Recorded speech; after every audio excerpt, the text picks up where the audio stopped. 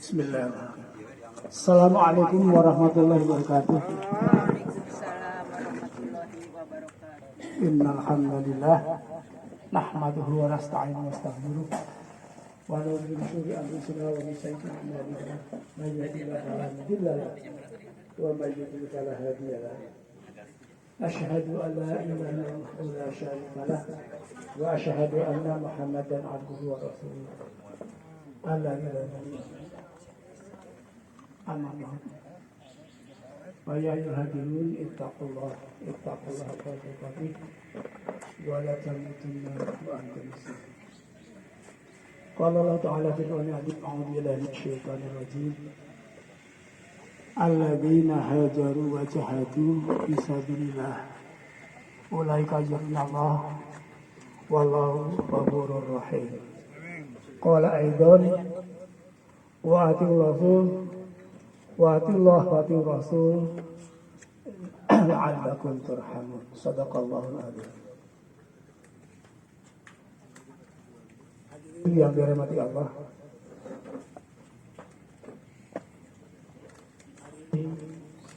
sejenak kita bersama-sama memfokuskan perhatian kita kepada sesuatu yang salah satu di antara amalan kita yang sangat dianjurkan oleh Rasulullah, yaitu senantiasa tidak lalai.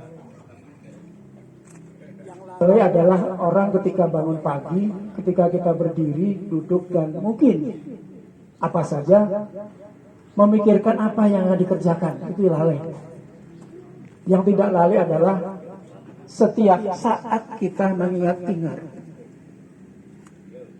penciptaan Allah, mengingat-ingat penciptaan Allah. Asyhad khalaqas samawati wal ardh. Asyhad khalaqallah. Senantiasa mengingat-ingat, menyaksikan ciptaan-ciptaan Allah dengan senantiasa mentafakuri, yadhkurullah, mentafakuri ciptaan Allah, sehingga kita senantiasa akan muncul suatu perasaan yang senantiasa syukur, karena apa sesungguhnya yang diciptakan Allah sangat komplit, luar biasa. Itu Rasulullah berpesan, janganlah kalian lalai, yaitu ketika kita tidak jelas apa yang akan dikerjakan. Ada dua hal yang oleh Rasul dicontohkan. Coba pilih di antara dua hal ini kepada kita sekalian. Mungkin ada dua pilihan itu, mari kita sama-sama berpikir untuk memilih. Pada suatu ketika, suatu pagi hari, seseorang pergi ke pasar.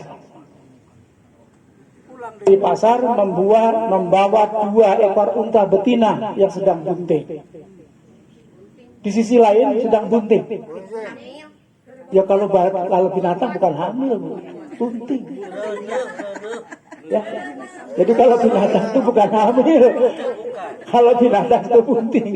Coba kalian pilih. Yang pertama pergi ke pasar, pulangnya membawa dua ekor unta betina yang sedang bunting. Itu yang pertama. Yang kedua, kita pergi ke hadlah masjid, majelis ilmu, membahas dua ayat-ayat Allah, ditafakuri, difahami, ditadaburi, difahami, dibawa pulang ke rumah. Untuk apa? Untuk bahan kita itu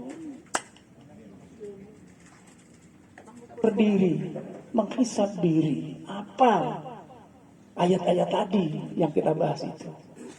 Coba kita pilih. Pilih yang mana Bapak Ibu?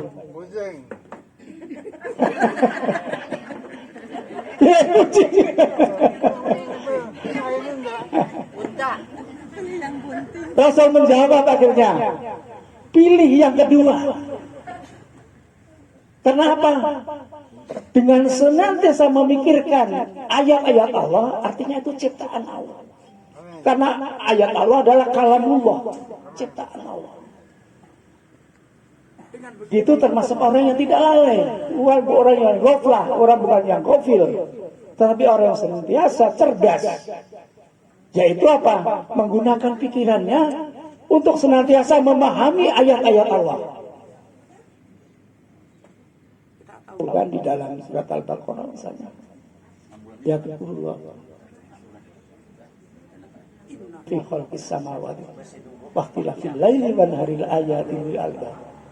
Alladzina yadhkuruna wa qiyaman wa qu'udan 'ala junubihim wa yatafakkaruna fi khalqis samawati. Rabbana ma khalaqta hadza batila. Subhanaka faqina adzabannar. Mari kita ingat itu. Tidak akan pernah sia-sia Allah menciptakan langit dan bumi ini. Semuanya adalah mempunyai manfaat.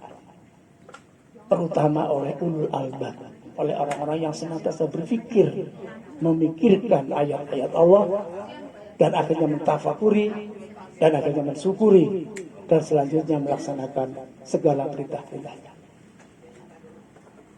Yang dirahmati Allah, sulitnya ini kalau 15 menit baru pembukaan sudah segitu.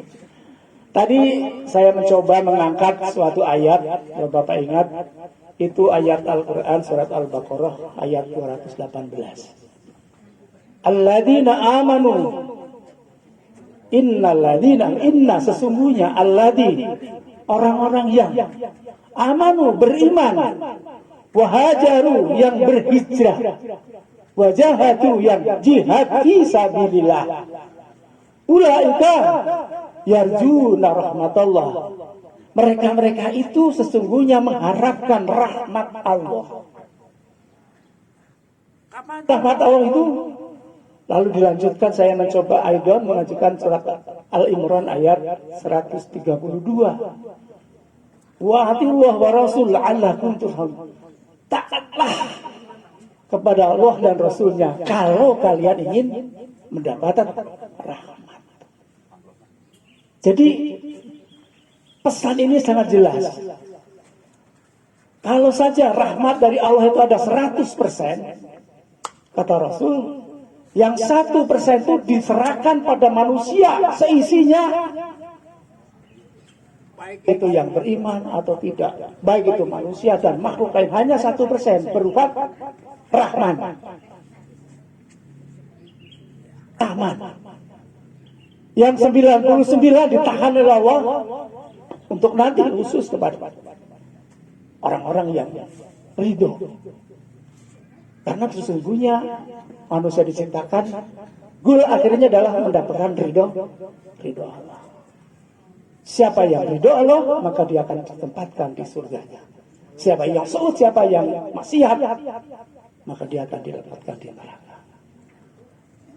Yang 99 itulah yang luar biasanya. Yang 1% saja untuk seluruh alam dari mulai Nabi Adam sampai ilal yaumil qiyamah itu hanya 1%. Oleh karena itu pada saat awal Nabi Adam masih sedikit, orangnya jangkung-jangkung gede-gede kata Rasul. Sekarang kecil-kecil karena apa?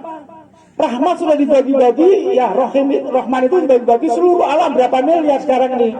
Makanya ada semacam pemahaman bahwa sekarang umat kecil-kecil lantaran rahmannya dibagi-bagi ke miliaran orang. Kalau dahulu Nabi Adam 60 hasta tingginya.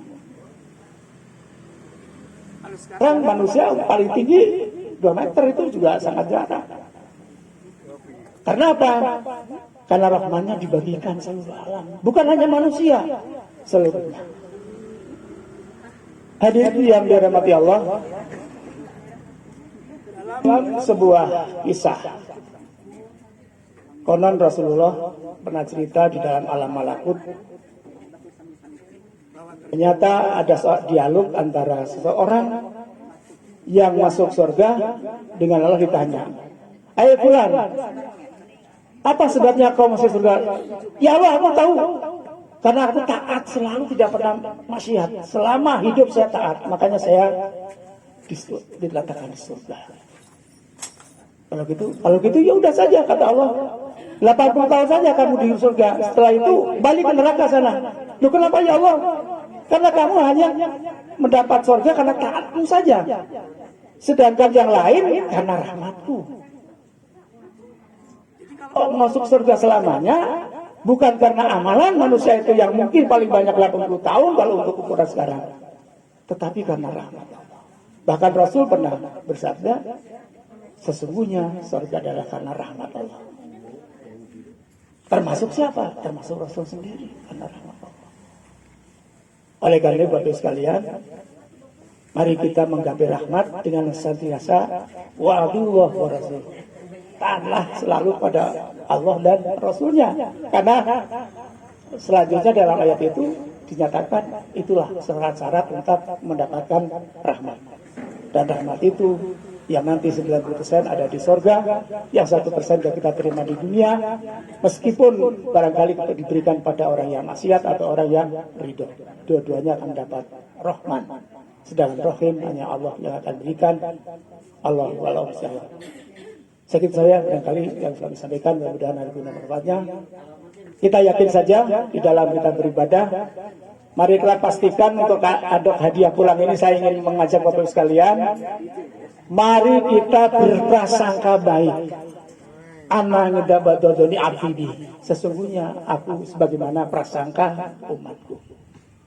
Ana indadoni abdi. Coba bareng-bareng sobat. Ana indadoni abdi. Coba makin besar-besaran. Ana indadoni abdi. Aku sebagaimana prasangka umatku, itu kata Allah dalam hadis kursinya. Ana indadoni abdi. Aku sebagaimana prasangka baik umatku. Oleh karena itu mari kita selalu berprasangka baik. Tinggalkan keraguan. Pastikan kita senantiasa tidak lalai, senantiasa memikirkan ciptaan-ciptaan Allah. Semua diberikan, tidak pernah akan berhenti kalau kita memikirkan ciptaan-ciptaan Allah, dan tidak pernah akan selesai karena begitu banyaknya ciptaan Allah. Sebagaimana kita diajarkan Allah, Subhanallah wa bihi wa adada khalqihi wa ridha nafsihi wa zinata nafsihi wa adada kalimati. Mari ya Allah kita semuanya untuk melaksanakan hal tersebut. Akhir malam, wassalamualaikum warahmatullahi wabarakatuh. Waalaikumsalam warahmatullahi wabarakatuh. Pasnya.